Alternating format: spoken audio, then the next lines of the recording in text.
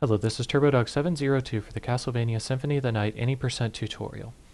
In this section of the run, we will be covering the route through the entrance up to the death skip as Alucard. This happens immediately after the prologue with Richter, once you gain control of Alucard inside of it.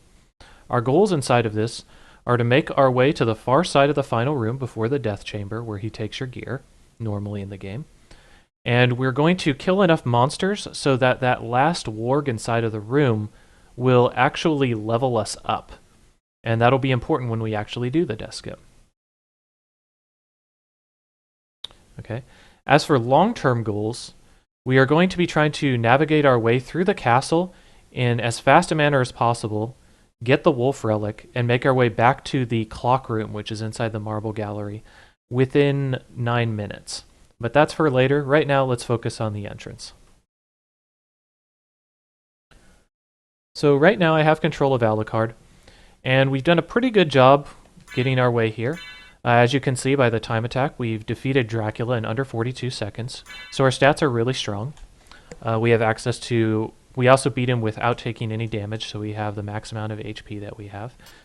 And for the purposes of this demo, we got enough hearts to get the neutron bomb, but this part of the path really doesn't matter if you have the neutron bomb or not. That's really only important for the death skip. But you should have the heart refresh no matter what.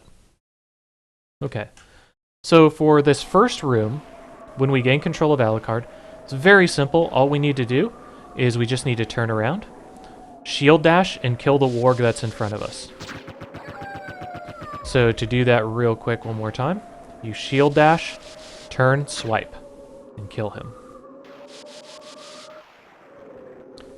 In the next section, we reach another room. This is a darkened corridor that extends for a fair distance.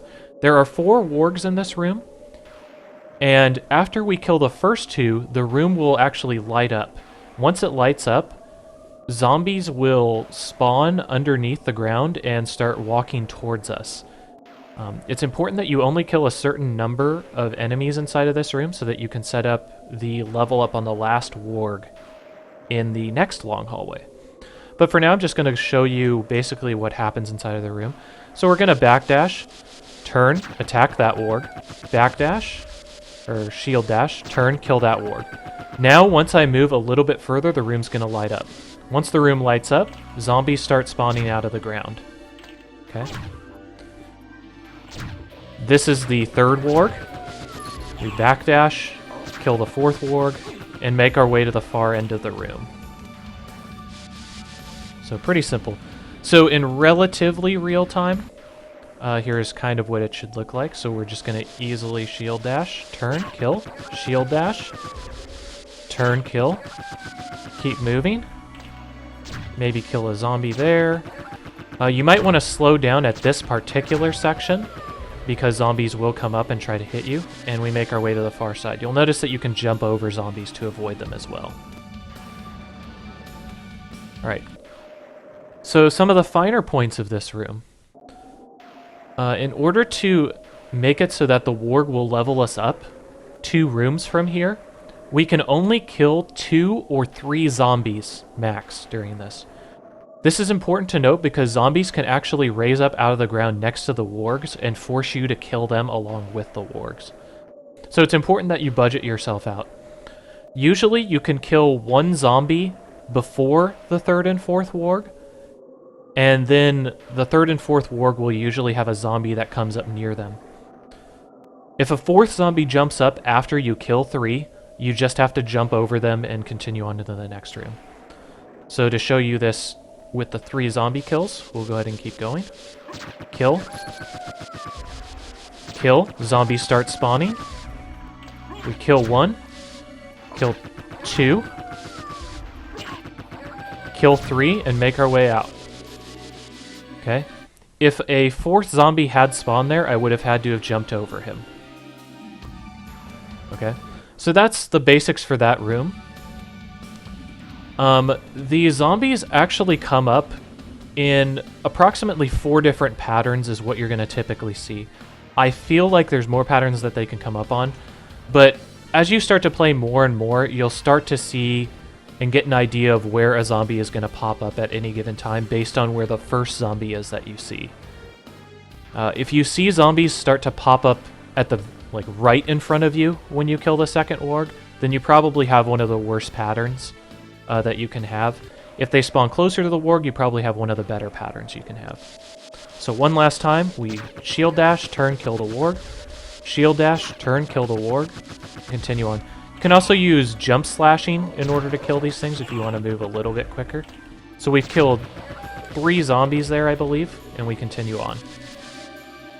This room is pretty simple. To give you the mechanics of it, basically we have these bats on the roof that are going to actually activate and try to chase us. So I'm just going to kind of show you that real quick. See, they activate and they try to chase you down. We actually don't care that much about the bats. What we care about is this rock formation here. On this side and on this side of the rocks are actually breakable areas, and we use those inside of the speedrun to get from one side to the other. Just to kind of show you, we can break there, we can break there. Okay, and you pick up a pot roast there as well, which is irrelevant to the run, but I guess you should know about it. Okay, so basically we're going to be coming out of this room, going this way, breaking this wall, and continuing through it into the next room. Okay, so we're going to do this from the beginning. So we're in this chamber again. Kill the warg. Kill the warg. 1, 2, 3 zombies. Okay. We come into this room. We shield dash. Break this wall. Continue on. Break this wall with 2 swipes. Continue on. Jump. And make our way into the next room. Okay, this is the room right before the death skip. If you've done it correctly, you should have enough experience from the first 2 wargs in here that the 3rd warg will level you up. Okay, it's pretty simple for this part of the section. For the first 2 wargs, you just do as you did with the other ones. You shield dash to them and kill them. Now the 3rd warg is more important. You'll also see that our experience is 99, which is plenty enough for us to be able to level up off of it. For this warg, you need to understand how wargs kind of attack in order to understand it. So if I walk up to this warg, the warg kind of shakes a little bit, raises his head, and then chomps towards us. Okay.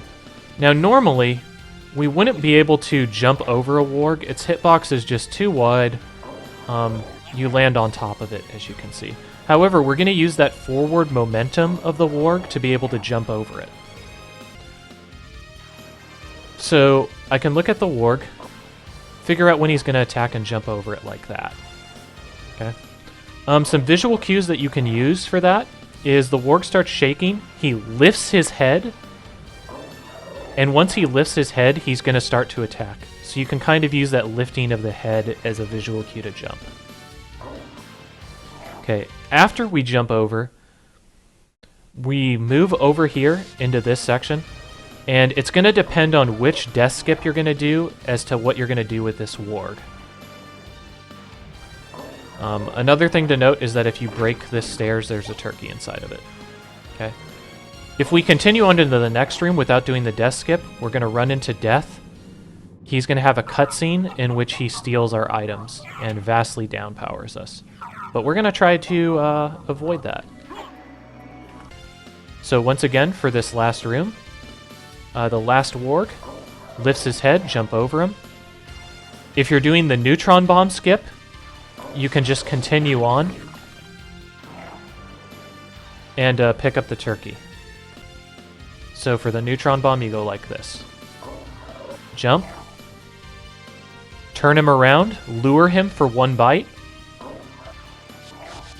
Break that, and then you can start doing your neutron bomb skip. Okay. If you are doing instead the spell style skip, which is much harder, you would jump over him, lure him once, and then listen for the cue when he's going to attack again. Okay?